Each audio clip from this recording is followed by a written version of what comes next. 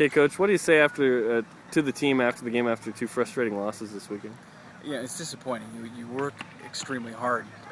You get up in the morning and practice, stay late in the evening to practice, and work hard for the moments that you have on the field. And to come away with two losses this weekend is really disappointing. You can't say it's not for effort. The guys work hard. They just lack that extra gear that'll put them over the top. I don't know what we had in shots last night, but we probably combined to about 30 shots this weekend and only have 2 goals.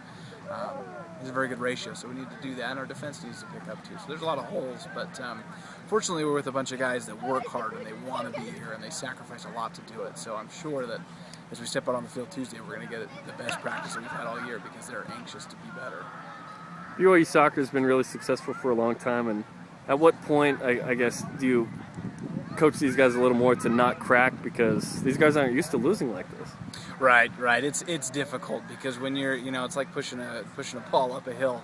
When things go poorly, you can point the finger in 100 different directions, and so it brings out character and integrity. And so we tell the guys, look, if you don't have anything positive to talk about the team and about what you're doing, then just go to work. Don't bring your teammates down by talking negatively. But again, they're out here to work and they do a good job. So we're not as concerned about that because we have the kind of guys that have that kind of character that will come out and work, and they won't bring themselves nor the team down. So we're fortunate in that way.